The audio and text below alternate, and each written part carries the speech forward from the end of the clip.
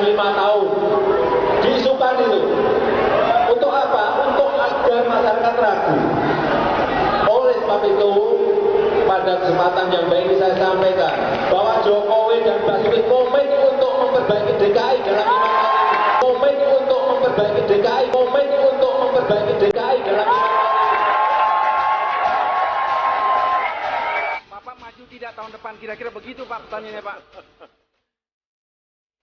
Sekarang ini saya mau fokus dulu bekerja, ngurusi masalah rusun, masalah monorail, masalah MRT, Jakarta banyak yang bertanya mengenai survei. Ya, saya jawab, saya nggak mikir surpa nggak mikir, survei juga nggak mikir. Tanya lagi mengenai capres, saya juga nggak mikir, capres nggak mikir. Sekarang ngurus birokrasi, ngurus masa kaki 5, ngurus masalah banjir. Survei mau berapa pun nggak pernah mikir dan nggak akan saya pikir.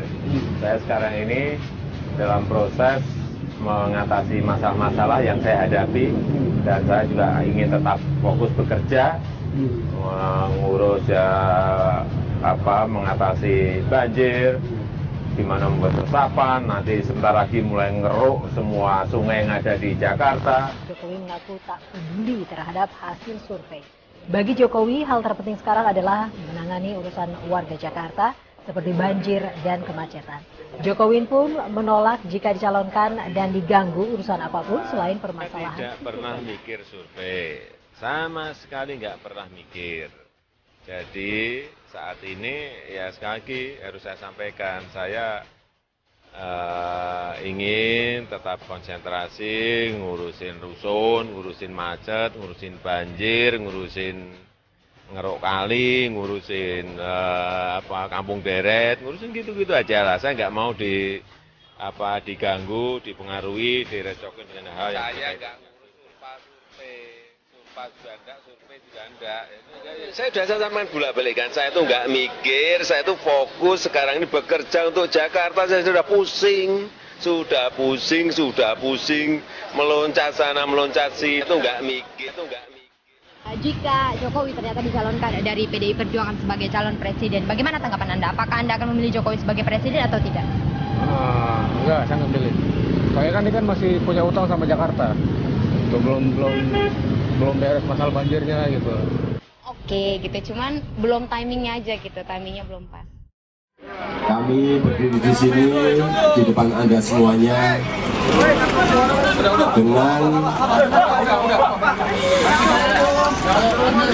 dengan segala kepasrahan dan kerendahan hati, sekaligus takjub dan bersyukur betapa besar rahmat Tuhan Allah SWT. Sejak awal saat saya ditugaskan maju dalam Pilkada DKI Jakarta, sesungguhnya kami sudah menetapkan hati bahwa pemilihan untuk menjadi gubernur, wakil gubernur di DKI ini bukanlah sebuah kontestasi menang atau kalah antara Jokowi, Basuki, dan Kokinara. Siapapun yang menjadi pemenang menjadi tidak penting, karena yang terpenting rakyat Jakarta juga yang harus menang dan yang harus dimenangkan.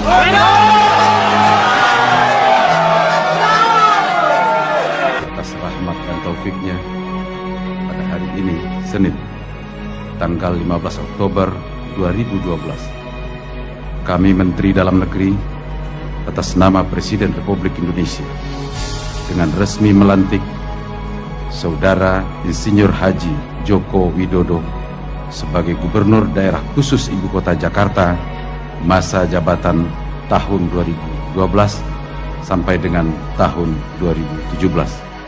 Kami percaya bahwa saudara-saudara akan melaksanakan tugas dengan sebaik-baiknya sesuai tanggung jawab yang diberikan. Sumpah atau janji ini di samping disaksikan oleh diri sendiri dan oleh semua yang hadir sekarang, juga penting disadari bahwa sumpah atau janji ini disaksikan oleh Tuhan Yang Maha Esa, karena Tuhan itu Maha mendengar dan Maha mengetahui.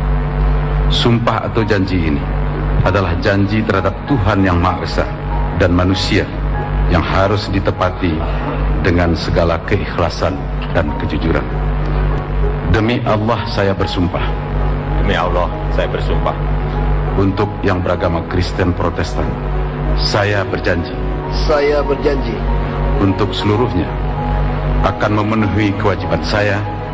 Akan memenuhi kewajiban saya sebagai Gubernur Daerah Khusus Ibu Kota Jakarta. Sebagai Gubernur Daerah Khusus Ibu Kota Jakarta. Sebagai Wakil Gubernur Daerah Khusus Ibu Kota Jakarta. Sebagai Wakil Gubernur Daerah Khusus Ibu Kota Jakarta. Dengan sebaik-baiknya. Dengan sebaik-baiknya. Dan seadil-adilnya. Dan seadil-adilnya. Memegang teguh Undang-Undang Dasar. Memegang teguh Undang-Undang Dasar Negara Republik Indonesia. Negara Republik Indonesia tahun 1945. Tahun 1945. Rasulullah pernah kasih referensi siapa saja yang termasuk golongan orang-orang munafik. Apa kata beliau? Satu hadis dari baginda Rasul, ayatul munafiki thalasun. Ada 3 tanda orang-orang yang munafik. Semoga 3 ini enggak ada pada diri kita. Apa yang pertama? Idza hadatsa kadzaba. Ketika dia berbicara, dia akan berbohong. Ketika lidahnya berucap, maka yang terlahir hanyalah dusta. Dia lakukan dengan perkataannya satu hal yang dusta, satu hal yang bohong, satu hal yang menipu kepada publik. Yang kedua, wa idza wa'ada akhlafa. Ketika mereka berjanji, mereka khianat, mengingkari. Ya Allah, berapa banyak janji-janji yang kita berikan kepada keluarga, kita berikan kepada Allah. Kita janjikan, ya Allah, kalau nanti saya menjadi orang kaya, saya akan sujud di masjid, saya akan bantu fakir miskin, saya akan berikan orang-orang yang tidak mampu. Tapi nyatanya pemirsa, ketika kita kaya, kita lupa daratan. Ketika kita sejahtera, kita bahkan lupa dengan sekeliling kita, kiri dan kanan. Berapa banyak janji ini yang kita ingkar? Pertanyaan untuk kita, berapa banyak dosa ini dari janji yang teringkari, yang harus kita tebus nanti di hadapan Allah Subhanahu wa Ta'ala, karena kita tergolong dalam orang-orang yang munafik. Orang yang munafik berjanji tapi tidak ditepati. Jangankan Allah membencinya, manusia siapapun kita tidak ada suka dengan orang yang selalu mengingkari janji.